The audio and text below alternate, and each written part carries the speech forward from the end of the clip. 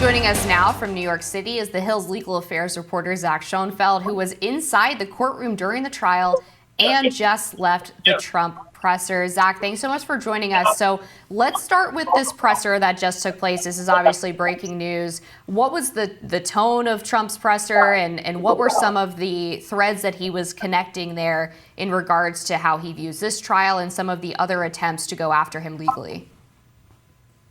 The former president spoke for about half an hour and at times was meandering. Yes, he did talk about this case, talked about the trial, his guilty verdict, but he spent much of it, it almost seemed like a campaign rally, talking about the border and other issues, going on the attack against Joe Biden. He didn't make a lot of news here. He did vow to appeal for the first time. But overall, it was just the themes that we've heard him say, both out on the campaign trail as well as in the courtroom hallway each day after the remark. But like I said, it's about half an hour of remarks. He did have some notes in front of him. But for most of it, he was just talking off the cuff and talking about the campaign things that we see so much. Was much of his speech focused, if you can call it a speech, focused on this trial being unfair? Is he still sticking to that as his key narrative? He absolutely is. He actually at one point even called the judge a devil. So certainly not mincing words there. He, of course, said again, he claimed that this was a rigged trial. He also falsely connected this to Joe Biden, saying that Joe Biden was here, pulling the strings. We should note that Joe Biden, there is no evidence that he has any connections to this case or this prosecution. But we saw a lot of that rhetoric from the former president going up against the judge, also talking about some of the witnesses in this case. At one point, he talked about Michael Cohen, prosecutor's star witness, who had made the $130,000 payment to Stormy Daniels that underpinned Donald Trump's charges. Donald Trump again called him a sleaze bag, which is notable because as of now, Trump is still under his gag order. It is possible that, at some point it'll be lifted, but as of right now, he is forbidden from talking about witnesses in this case. So certainly, even though this trial is over, still getting right up to the line of violating that gag order. So when you were in the actual room during the trial, we heard reports that Trump was getting kind of bored during some of it, maybe even fell asleep. But obviously the mood changed in the room when it was announced that the jury had reached a verdict. What were some of the reactions that you saw when that news came down? And then what was Trump's reaction like when they actually read the guilty verdict? When this verdict came down, it really did come as a surprise in terms of the timing. As we were at the end of the day, the judge had actually walked into the courtroom a few minutes earlier and said he was going to go dismiss the jury at 4:30 p.m. But right before they did that, the jury signed their note by the foreperson at 4:20 p.m. saying that we, the jury, have reached a verdict. So I think it came to a shock of everyone in the courtroom, including Donald Trump himself. Before we got news that a verdict had been reached, he had been joking with his attorneys. We saw him laughing. And all of a sudden, once we got news of that jury note, the mood quickly changed. He crossed his arms, he was whispering, and certainly seemed a lot more nervous than just a few minutes earlier. In terms of when the verdict itself came down, Trump sat in his chair and he was largely motionless. Actually, at times, I even saw him closing his eyes. So not a lot of reaction. And when the jury also walked in and out of the courtroom, they did not make eye contact with the former president. So simply just not a lot of expression from the former president at the defense table as he heard his fate largely sitting there stone-faced. What's the environment like there, Zach? The people who showed up in support of Donald Trump, who sort of agree with him that this was a rigged trial, and those who showed up in support of the verdict against him? I think you've seen a mix of both, both at the courthouse. Yesterday after the verdict, it was the largest crowd outside the courthouse that we had seen yet of the trial. But even though that was such a large crowd, the crowd was largely hushed when that verdict came down. When I quickly got out of the courthouse right after the verdict was read and I walked out, you could almost hear a pin drop, except for, the reporters on the sidewalk doing their live report. But other than that, that crowd was just hushed, pressed against the barricades, looking across the street into the courthouse. Things quickly changed. There were some confrontations between pro-Trump and anti-Trump supporters.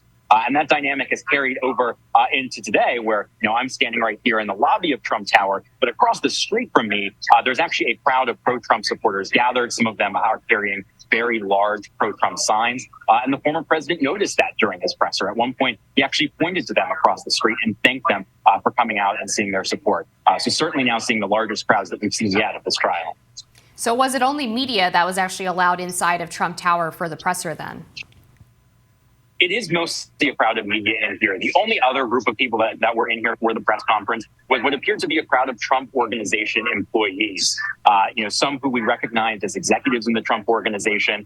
There was one person who was wearing an apron and a appears to work at one of the restaurants here in Trump Tower. And they at times were cheering. The former president walked out and he talked about this massive fundraising haul that he had after the verdict. They were cheering. He talked about his polls number at one point. And at that point, they also erupted in applause. So we did have on one side of the lobby here a supportive audience of his own employees, and then, of course, a swarm of media on the other side.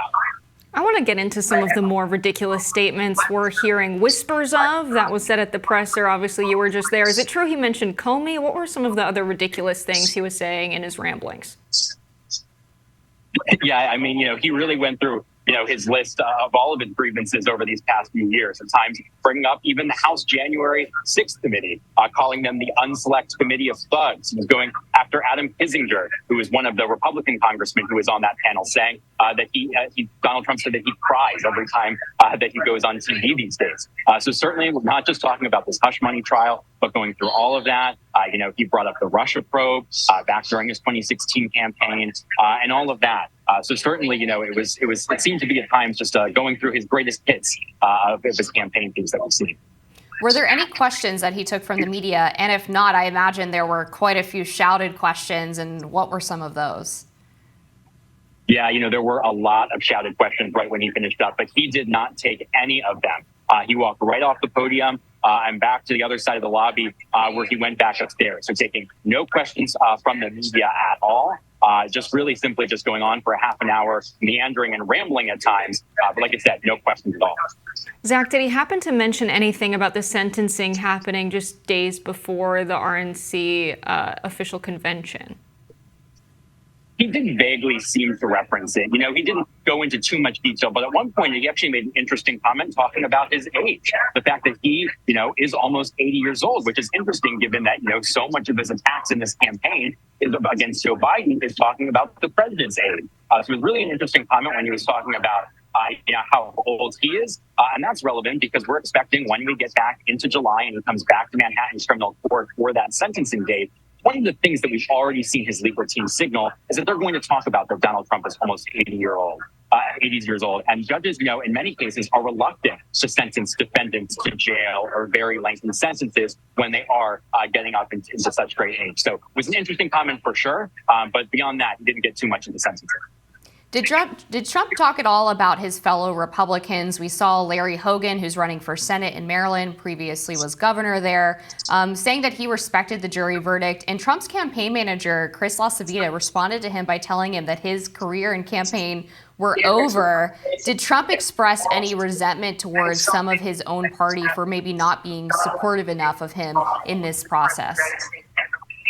We didn't hear any of that at the press conference today. At one point, he did say that he believes he has strong support in the Republican Party still, despite this 34-count felony conviction. But we didn't see him, go on the attack against anyone like Larry Hogan or anyone else. Not at all. But we did see at one point, in addition to saying he had support from a lot of Republicans, he, of course, as he's done many days in court recently, went through his list of favorite legal commentators and thanking them who have been attacking this case throughout the trial and the prosecutor's theory of the case. So both thanking those legal observers as well as the Republican Party in whole, but he didn't single anyone out like Larry Hogan. Everyone's speculating whether this will help Trump or hurt his campaign. Did he say anything about how this verdict is going to affect his prospects to seek the presidency in 2024? He did. He tried to show confidence. He talked about a poll that had come out from the Daily Mail showing that his support had actually risen 6 points from before the verdict was announced yesterday. So certainly he at least publicly is saying that he doesn't seem to think that this is going to cause a dent in his support. If anything, he seems to think that it's going to boost his support. That's a similar dynamic to what we saw last year. Back when he was indicted on these 34 charges, we saw him have a bump in the polls in the days following. So he certainly seems to think that's going to happen again. And of course, he also noted his massive fundraising total of more than $30 million that has come in since last night. And at one point appeared to even crash his own fundraising case. So certainly projecting confidence in the wake of this verdict. You mentioned that Trump was, of course, on the attack against the Biden campaign and the Biden administration. Did he talk at all about the Biden campaign's presser outside of the trial the other day with actor Robert De Niro? We didn't hear any of that today at this press conference, but of course we've seen Trump over these past few days, really going after Robert De Niro, both on Truth Social as well as an outside in the courtroom hallway. But it did not come up in this instance in this press conference. So we're aware that, there's all of this blame that the Biden administration's behind this, all of his political enemies are behind this conviction. Was there any mentioning of the jury who deliberated and delivered this verdict? There was not a lot of talk of the jury, which I should note is another category of people that Donald Trump, under his gag order, is still not allowed to talk about. And the judge has said that, if Donald Trump is found to violate his gag order another time, the judge has warned that he might throw Trump in jail. Since that warning, we've seen him in the last days of this trial seem to walk right up to the line of crossing his gag order, but maybe a little bit in the gray area. For example, he seemed to be at times over the last few days making references to some witnesses while not actually directly naming them. So like I said, seemingly walking right up to that line. But once we saw the judge's last warning saying that if there is another violation of the gag order, he might jail Trump, we have not seen a new motion from prosecutors seeking to find Trump in contempt and saying that he had violated the gag order. But like I said, at this press conference, he made no mention of those 12 New Yorkers specifically. I believe the deadline for him to file an appeal is sometime in June. Did he give an indication of what his plans are now? Obviously, he doesn't have to be in the courtroom every day. Is he going to be back hitting the campaign trail? Is he going to be holding fundraisers? What's next for the president until that sentencing date? Yeah, at this point, he now is free to go back on the campaign trail. Over these past 6-7 weeks, he has been stuck in Manhattan criminal court for 4 days a week, limiting him to campaigning only on the weekends and Wednesdays, essentially. But now he is free to go back on the campaign trail as he awaits this July 11th sentencing date. He has constantly complained throughout this trial that it had been preventing him from getting back onto the campaign trail. So now he has the opportunity to do so. And then, like I said, he'll come back in July, back to Manhattan for his sentencing, which also I should note, that sentencing date comes only 4 days before the Republican National Convention. So we have all sorts of Trump supporters, the truckers saying that they're going to boycott New York, people saying just to boycott the entire state of New York, don't go there, don't spend money there. Did Trump hint at supporting any of these movements among his own supporters?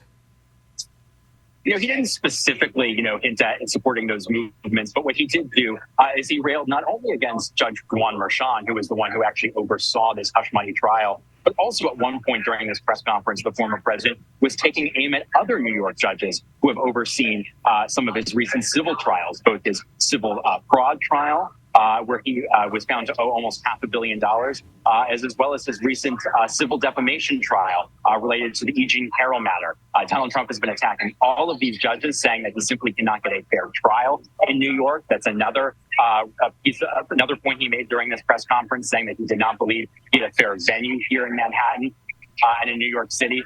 But he didn't specifically, talk about boycotting anything, but he certainly made it clear that he doesn't believe that New York is being fair to him. This is, of course, the first criminal trial for Trump to take place and the only one that will take place before the November election. Has there been a sense among the left and Democrats that it was a huge victory that they're able to basically slap him with this convicted felon label ahead of the election as all of these other cases are really in limbo? Yeah, I think it's interesting the fact that there are these 4 different cases and that this hush money case has long been perceived as the least serious of Donald Trump's different indictments. As you were just saying, there's no guarantee that any of these other trials are going to go to trial before the election. In fact, it's looking increasingly unlikely that any of them are going to do so. There are no trial dates set before the election in those. So not sure if those are going to happen. But so this might be the only conviction. And so eventually it's simply going to be up to voters in November of what to do with this. Donald Trump said that the real verdict is going to come on November 5th, referring to Election Day. So I think, some Democrats, probably would have liked to see a conviction in one of his other indictments rather than this one over hush money. I should have asked this sooner, Zach. I'm very curious about one particular categorization of the United States that Donald Trump made. He called it the fascist state. Is it true that he said that? And what do you make of that? Yeah, I mean, he was making lots of comments like that. At another point, he said we had a corrupt country, again, bringing up his baseless claims of mass election fraud back in 2020. And, I think that, really shows, just throughout his whole arc of his political career, this is a case that this hush money case, prosecutors attempted to portray it as election interference in 2016. Of course, he has his two other criminal cases that accuse him of conspiring to subvert the election results in 2020. And now, of course, he's the presumptive Republican nominee to run this year again in 2024 and is already starting to lay the groundwork and questioning the integrity of this year's election. So certainly, it seems that we're in a cycle every 4 years now where the word election interference and everything else that comes along with it is being tossed around. All right, Zach, thank you so much for walking us through it. Thanks for being on the ground for us there. We appreciate you, and we're going to be back with more Rising after this.